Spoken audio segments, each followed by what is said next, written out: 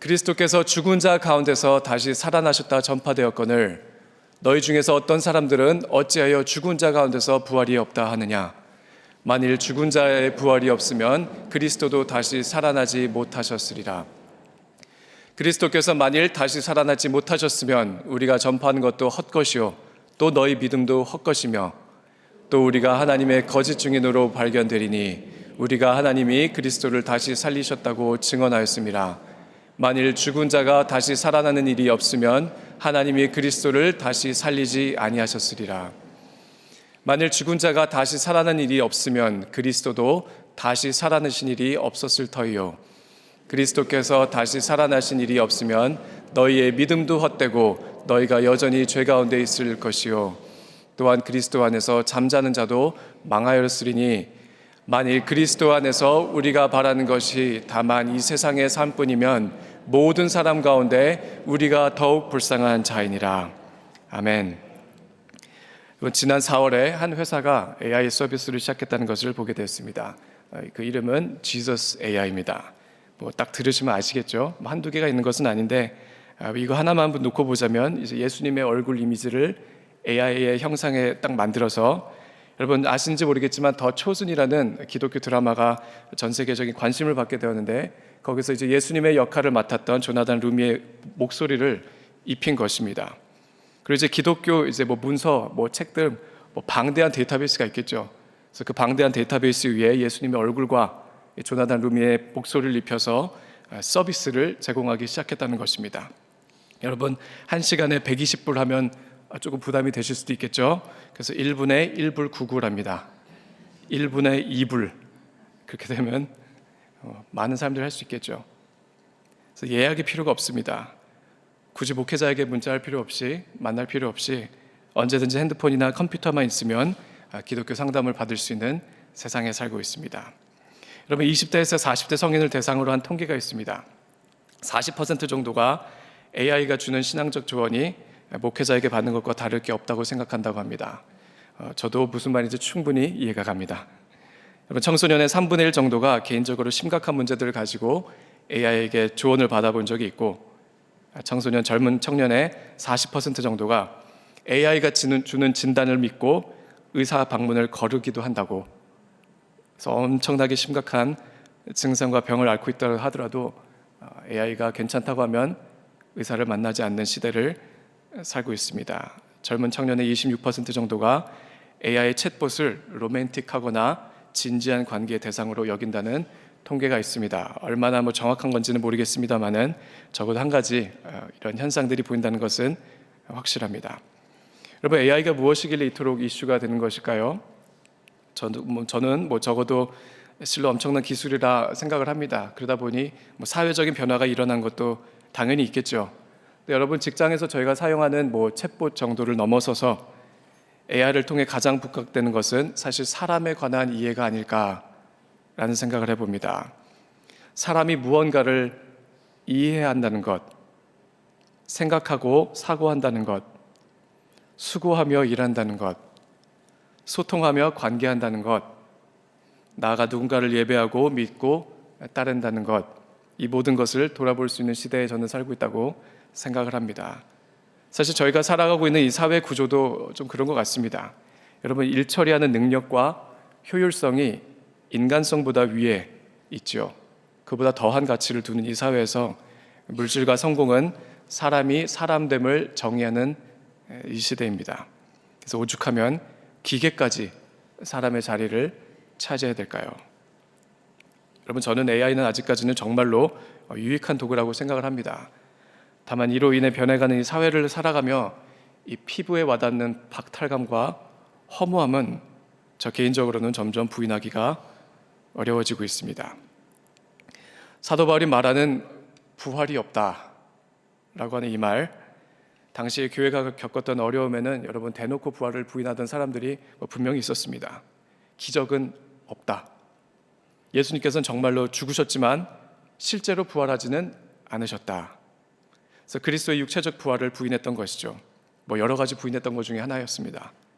딱 그때나 오늘이나 교회 안에서도 여러분 부활을 부인하는 방법은 저는 여러 가지가 될 수 있다고 생각을 합니다. 부활이 없다는 것은 꼭 죽고 나서 천국과 지옥이 없다, 그것을 부인하는 수준 정도가 아니라, 여러분 가본 적도 없는 천국을 사람이 어떻게 부인하겠습니까? 다만 이 한 사람의 모든 것을 투자한 이 삶이라고 하는 것이 그 어떠한 예외 없이 죽음에서 끝이 나기 때문에 이 모든 것이 헛된 거죠. 허무한 것입니다. 젊은 학생들에게 물어보십시오. 다 어느 정도 피부에 와닿고 있는 것입니다. 쳇바퀴 같이 돌고 도는 인생, 인간의 발버둥은 비참하게 초라하기까지 합니다. 그래서 운명론적인 허무함으로 나타나기도 하죠. 여러분, 예수를 믿는 우리도 때로는 이런 생각을 할 수 있습니다. 내가 왜 이렇게까지 살아야 되지? 이렇게까지 하는 것이, 헌신하는 것이 의미가 있을까? 상급 좋습니다. 의미 좋죠. 축복 받고 싶고 기쁘고 싶습니다. 근데 그 하나도 잡히지 않을 때 나는 무엇을 위해 이렇게까지 살아야 되지? 그래서 욜로가 나왔었던 것입니다. 요즘 많은 젊은이들에게 생각이 좀 다르겠죠. 굳이 내일을 위해 준비하는 것은 이제는 지혜가 아니고 미련이라고 생각합니다. 왜냐하면 내일이 안 올 수도 있고 내일이 내가 생각하는 내일인지를 모를 텐데, 갈팡질팡하느니 차라리 오늘을 즐기는 것이 낫겠다. 실질적인 적용이라고 생각을 합니다. 그래서 이 허무함이라고 하는 것이 오늘날 많은 사람들의 영혼을 알게 모르게 짓누르고 있는 영혼의 쇠사슬과 같이 작용하고 있다고 저는 봅니다. 그래서 오늘 과거의 예수님의 부활은 2000년 전 사건이죠. 그리고 앞으로 우리가 경험하게 될 그 미래의 부활, 여러분 저희는 오늘 그 한 가운데서 살아가고 있는데, 오늘 본문이 우리에게 주는 메시지가 저는 개인적으로 깊이 다가옵니다. 두 가지만 나누겠습니다. 첫 번째는 17절 말씀입니다. 그리스도께서 다시 살아나신 일이 없으면 너희의 믿음도 헛되고 너희가 여전히 죄 가운데 있을 것이요. 여러분, 여기서 말하는 사도 바울의 헛됨이 어떤 것인지는 잘 아시겠죠? 예수님께서 부활하지 않으셨으면 우리의 그 어떠한 신앙생활도, 기도도, 노력도, 믿음도 다 헛되다는 것입니다. 착하게 살 수 있죠. 도덕적으로 살 수 있습니다. 조금 더 나은 삶을 살 수 있지만 이 세상의 노력과 전혀 다를 것이 없다. 왜요? 여전히 죄 가운데 살고 있기 때문입니다. 여러분, 죄 가운데 있다고 하는 것은 여러 가지 의미가 있을 수도 있겠지만 저는 아주 간단하게 표현하자면 이런 것입니다. 나는 하나님과 아무 상관이 없는 사람입니다. 그게 죄 가운데 있다는 뜻입니다. 굳이 상관이 있다면 하나님의 그 진노의 대상으로 영원한 형벌만 기다리고 있을 인생들이었죠. 나 그리스도께서 죽으시고 부활하셨기 때문에 우리의 믿음이 헛되지 않고, 우리의 기도가 헛되지 않고, 우리의 헌신도, 우리의 고난과 눈물의 시간이 헛되지 않음은 이제는 예수를 믿는 자와 하나님과의 관계가 온전히 영원히 회복되었기 때문입니다. 사도 바울의 겉면을 평행선에서 생각할 수 있는 성경이 여러 가지 당연히 많겠지만 저는 그건 가운데서 전도서를 꼽겠습니다. 어떻게 보면 여러분, 솔로몬은 신이 내린 인물이죠. 그는 보통 천재가 아니었습니다. 그래서 그 당시에 고대 나라들이 그의 강연을 한번 듣기 위해서 국경을 넘어들게 했던 인물입니다. 그리고 실제로 나라에 돈이 너무 많아서 물건에 금치를 했던, 정말 사람이 생각할 수 있는 성공의 극치와 세상에서 얻을 수 있는, 누릴 수 있는 부귀 영화의 그 끝을 받았던 인물, 누렸던 인물이 솔로몬이죠. 근데 그가 그 인생의 정점에서 그리고 추락하면서 느꼈던 것, 내렸던 결론은 이것이었습니다. 헛되고 헛되며 헛되고 헛되니 모든 것이 헛되도다. 자기 스스로를 전도자라고 불렸던 그가 일종의 실험을 했습니다. 인생의 실험이겠죠. 전도서 1장에 있는 말씀을 제가 짧게 읽겠습니다. 내가 마음을 다하며 지혜를 써서 하늘 아래서 행하는 모든 일을 연구하며 살핀즉 이는 괴로운 것이니 하나님이 인생들에게 주사 수고하게 하신 것이라. 내가 해 아래에서 행하는 모든 일을 보았노라. 보라, 모두 다 헛되어 바람을 잡으려는 것이로다. 그가 알고자 했던 것이 있습니다. 여러분, 사람의 수고가, 노력이, 지혜가, 계획이, 성공과 부와 명예가 인생에 어떠한 의미라도 더할 수 있을까? 그래서 세상에서 할 수 있는 모든 일을 다 해본 거예요. 그리고 그가 말한 해 아래, 새 아래 새 것이 없다는 그 해 아래라는 표현을 30번 넘게 표현을 합니다. 이제 어떤 목사님의 표현을 빌리자면 그것은 하나님이 제외된 사람의 인생을 뜻하는 것이다. 내 인생에 여러 가지가 있고 다양한데 그 안에 하나님을 제외한, 그래서 사람의 유한한 틀 안에서 이제 옹기종기 사는 그 인생을 가리키는 것이 해 아래라는 표현으로 사용하고 있다는 것이죠. 여러분, 제 아무리 사람이 놀라운 일들을 할 수 있다고 해도 솔로몬이 인생의 최고점을 찍고 하락하며 깨달았던 것은 12장 마지막 부분에 나오는 이 메시지였습니다. 일의 결국을 다 들었으니, 내가 볼 거 다 보고 들을 거 다 보고 할 수 있는 거 다 해봤는데 하나님을 경외하고 그의 명령들을 지킬지어다. 이것이 모든 사람의 본분이니라. 하나님은 모든 행위와 모든 은밀한 일을 선악간에 심판하시리라. 여러분, 하나님을 경외하고 그의 명령을 지킨다는 말씀이 사실 신약에 계속해서 반복됩니다.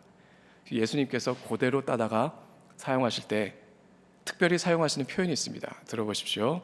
너희가 나를 사랑하면 나의 계명을 지키리라. 하나님의 계명을 지킨다는 것은 여러분, 죄 가운데 있었던 우리가 이제는 하나님을 사랑할 수 있게 됐다는 것입니다.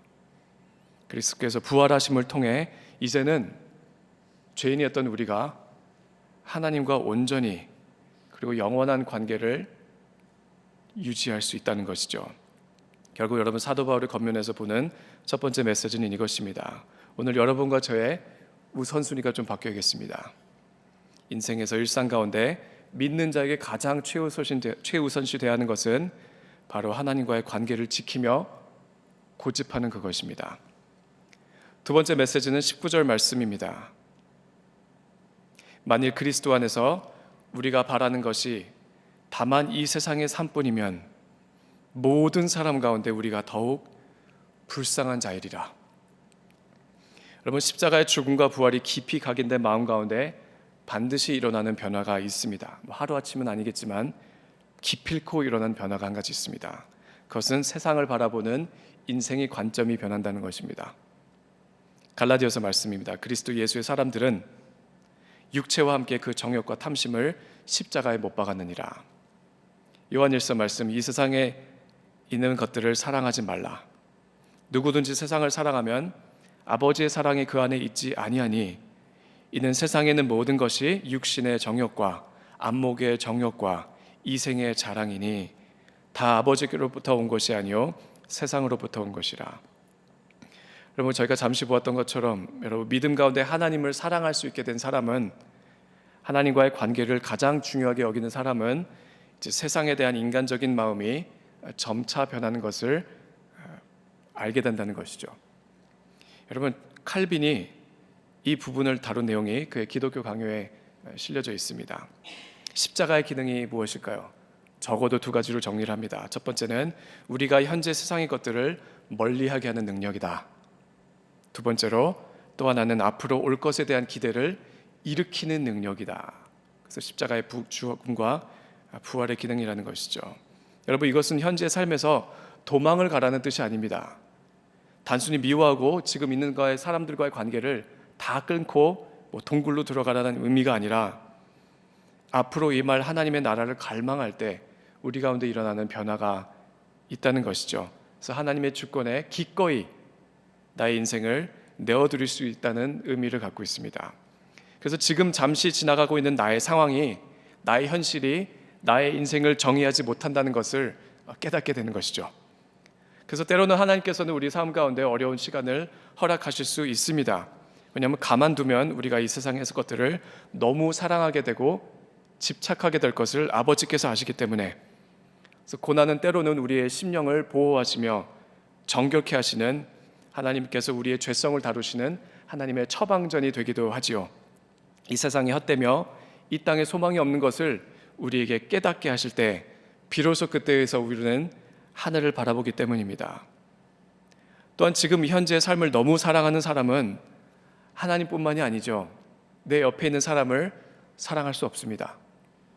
그래서 물질적인 축복이 꼭 하나님께로만 왔다고 말할 수 없는 것이죠. 여러분, 십자가의 죽음과 부활이 결여된 인생은 이 땅에서의 삶이 인생의 유일한 초점이 될 수밖에 없습니다. 내 인생, 나의 자녀, 나의 커리어, 이 모든 것들이 하나님보다 우선시 될 수밖에 없겠죠. 여러분, 저는 조금 전에 보았던 그 솔로몬의 고백이 직접적이든 간접적이든 여러분과 저의 고백이 되었으면 좋겠습니다. 오로지 나를 위한, 이 세상에 속한, 하나님을 제외한 이 한 번뿐인 인생을 위해 나의 모든 수고와 노력과 땀과 열정이 하나님 앞에 헛된 것임을 보게 하옵소서. 결국 사도 바울의 겉면에서 보는 두 번째 메시지는 여러분 이것입니다. 오늘 여러분과 저의 사랑의 대상이 조금 바뀌어야 되겠습니다. 썩어 없어질 것들에서 점차 눈을 돌려 하나님께 소중하고 중요한 것들을 여러분과 저의 마음에 품는 그 결단과 변화가 필요하겠습니다. 말씀을 정리합니다. 여러분, 오늘이 마지막인 것처럼 살라는 말이 있습니다. 인생의 각오를 담은 말이겠죠. 내일 죽을 것처럼 오늘을 사는 인생, 충분히 도전이 되는 말이라고 생각을 합니다.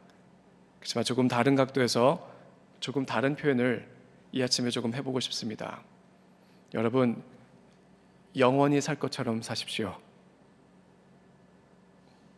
2000년 전 예수님의 육체적인 부활과 앞으로 우리에게 임할 영광의 부활, 미래의 부활, 그 현실 한가운데서 살아가고 있는 여러분과 저에게 실질적인 두 가지 적용을 좀 살펴보았습니다. 첫 번째는 우리의 마음과 삶 가운데 있는 우선순위들을 좀 살펴볼 때, 여러분, 가능한 모든 삶의 영역에서 하나님과의 관계를 최우선시할 수 있는 여러분과 저의 그 믿음의 태도가 일어나기를 바랍니다. 두 번째로, 우리가 마음으로 사랑하는 그 대상들을 좀 점검해 보기를 원합니다. 우리의 시간과 재정을 투자하고 마음을 쏟아붓고 노력과 열심으로 이루고자 하는 것들이 과연 하나님과 얼마나 상관이 있는 것들일까요? 예수님께서 직접 하신 말씀입니다. 여러분, 솔로몬의 모든 영광으로도 입은 것이 하나님께서 직접 입히신 들의 꽃 하나만도 못하였다. 여러분, 부활신앙은 무엇이 영원한 것인지 먼저 알게 되는 분별력이고, 오늘 그것을 위해 살아갈 수 있도록 결단하는 그 믿음을 말합니다. 물론 말처럼 쉽게 되는 것은 없겠지만 그래서 기도하는 것이겠죠. 여러분, 이 아침에 아버지께서 헛되다고 말씀하신 것들에서 우리의 눈을 돌려 오직 영원한 것들을 바라보는 여러분과 제가 되기를 소원합니다. 기도하시겠습니다.